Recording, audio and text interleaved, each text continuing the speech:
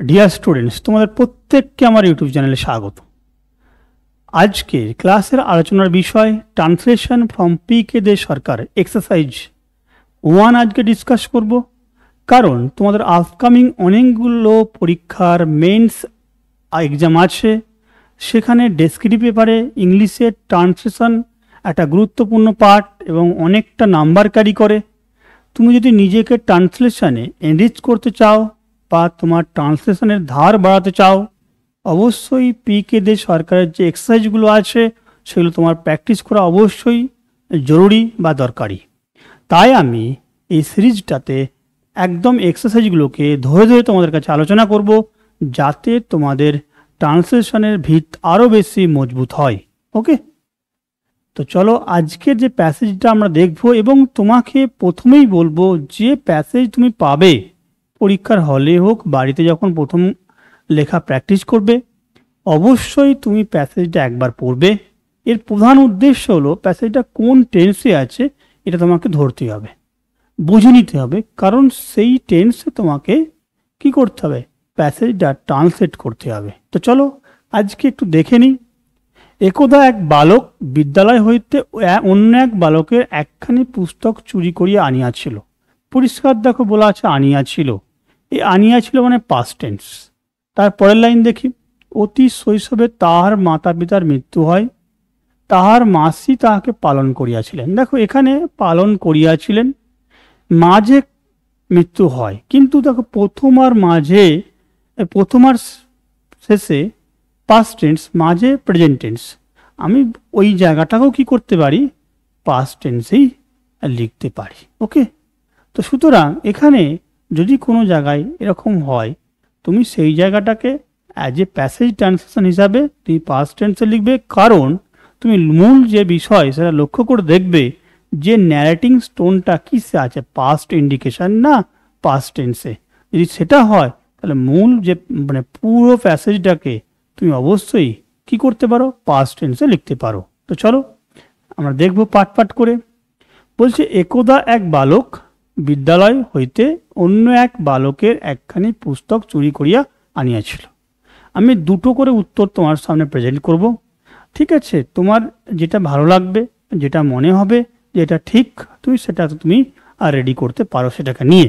ওকে, দেখো ফার্স্ট কি বলেছে, একদা। একদা ইংলিশ আমরা কি জানি বলো, ওয়ান্স। এক বালক, তাহলে এ বয় কি করেছিল না, চুরি করে এনেছিল, তাই তো, একটা বই। দেখো দুটো কাজ হচ্ছে, একটা সে প্রথমে চুরি করেছে বইটা, আর তারপর হচ্ছে বইটা বয়ে এনেছে। তাহলে এক কথায় আমি বলতে পারি চুরি করে এনেছিল। তার মানে এখানে আমি দুটোকে কানেক্ট করে লিখতে পারি, আবার আলাদা করেও লিখতে পারি। আমি প্রথমে আলাদা করেই দেখাচ্ছি। দেখো কি আছে, যে এ বয় স্টোল, স্টিল থেকে কি হয়েছে বলো, V2 সেন্সে স্টোল, মূল ওয়ার্ডটা কি না স্টিল। ওকে, অ্যানাদার বয়েজ, তাহলে অন্য একজন ছেলের বই, তাহলে অ্যানাদার বয়, দেখো অ্যাপোস্ট্রফি আছে, এটা মানে কি, এটা হচ্ছে অপের সেন্স, বাংলা মানে হচ্ছে এর। তাহলে অন্য একটা ছেলের বই, কোথা থেকে, ফ্রম মানে থেকে, স্কুল, তাহলে ফ্রম স্কুল বলতে কি, স্কুল থেকে। অ্যান্ড ব্রট ইট, ব্রিং থেকে কি হয়েছে বলো, ব্রিং থেকে V2 তে হচ্ছে ব্রট ইট, এটা বয়ে এনেছিল, এটা চুরি করেছিল এবং বয়ে এনেছিল। এটাকে তুমি একসাথেও লিখতে পারো। দেখো কি, একই সাথে যেমন তুমি ওয়ান্স শিখেছো, তুমি অ্যাট ওয়ান টাইম বলতে পারো, এটা মানেও একদা। আর ওয়ান ডে তাও বলতে পারো, এটা বললেও তোমার ওই একদা সেন্সটা আসবে। এ বয় ব্রট এ বুক, একটা বই মানে কি বই এনেছিল বা এনেছিল সেন্সে। আফটার স্টিলিং, চুরি করিয়া, কারণ তাকে চুরিটা করতে হয়েছে, তবে সে বইটা আনতে পেরেছে অন্যের কাছ থেকে।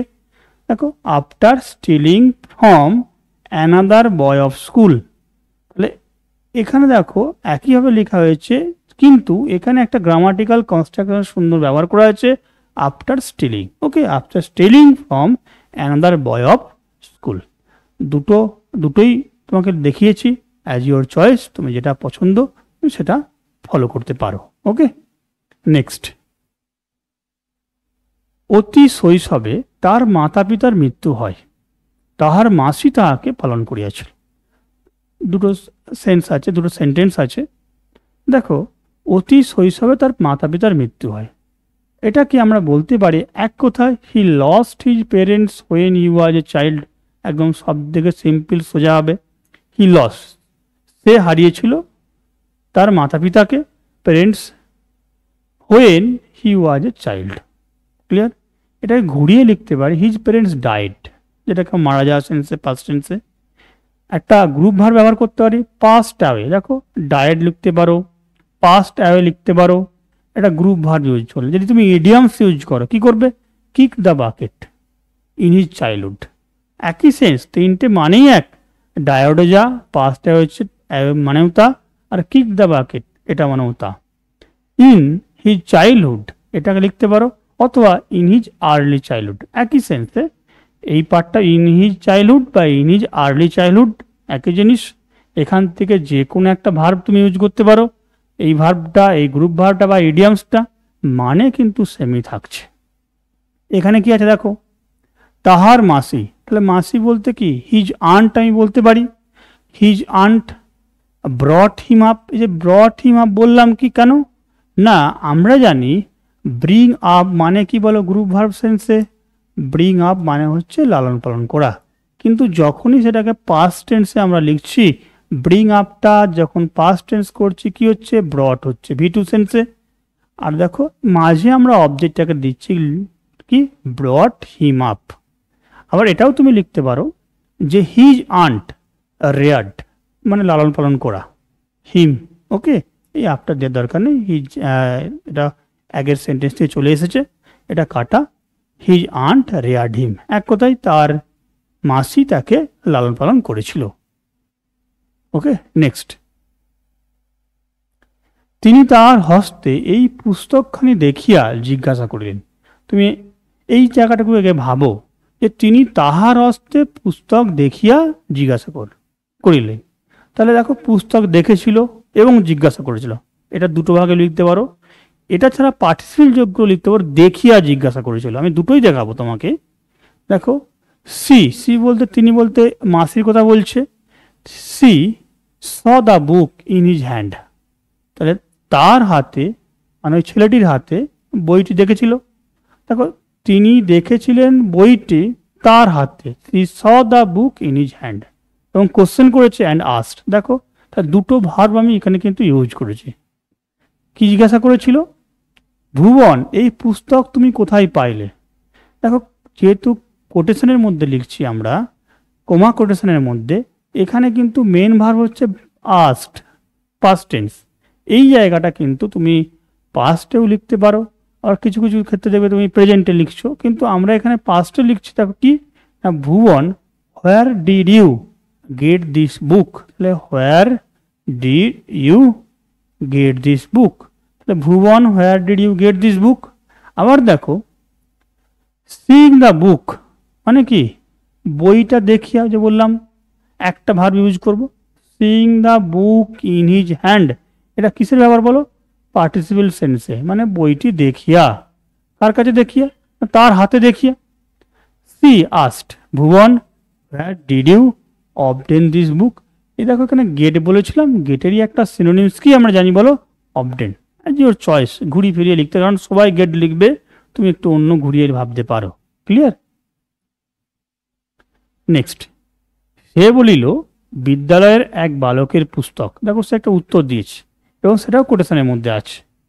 তো দেখো, এই কোটেশনের মধ্যে আমরা লিখেছি কি, দু রকম উত্তর দিয়েছি। প্রতিটা ক্ষেত্রে তোমাকে দু রকম উত্তর দেওয়ার চেষ্টা করছি আমরা। সে বলিল, হি সেড, দেখো তার আগে কিন্তু কোটেশনটা দিয়ে দিয়েছি। তাহলে এ স্কুল বয়েজ বুক, কোমা কোটেশনের মধ্যে দিয়ে হি সেড, এটা বলতে পারি। আর এটা বলতে পারি হি রিপ্লাইড, সে উত্তর দিয়েছিল, comma quotation the book belongs to a boy of the school.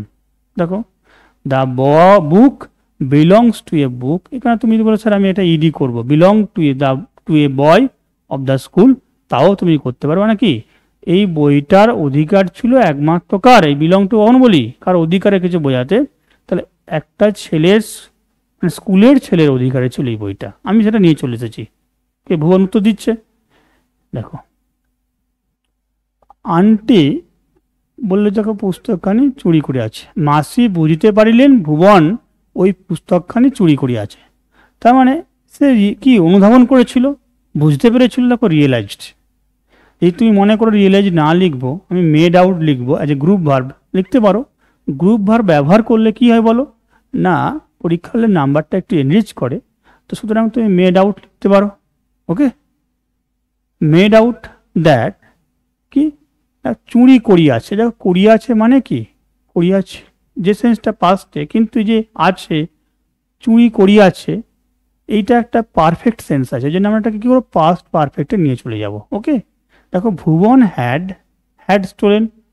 Stolen সেন্সটা কি পাস্ট পারফেক্টে। এটাও একটা গ্রামার মেনটেন করবে যে এইদিকে পাস্ট টেন্স আছে, একই সেন্টেন্সে একটা পাস্ট টেন্স হবে আর একটা কী হবে বলো, পাস্ট পারফেক্ট হবে। তাহলে Bhuban had stolen that book. ওকে,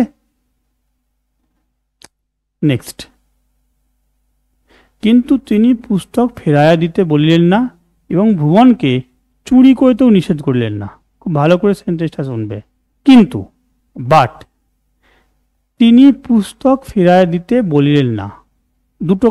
তাহলে এখানে একটা হচ্ছে তিনি বলিলেন না, ঠিক আছে, আর কি চুরি করতেও নিষেধ করিলেন না। তাহলে দুটো জিনিস কিন্তু নেগেটিভ সেন্স আছে। এরকম সেন্সে আমরা কি করি, নাইদার নট টার্মটা কিন্তু ব্যবহার করি। দেখো পড়েছি, but she neither asked him to return the book.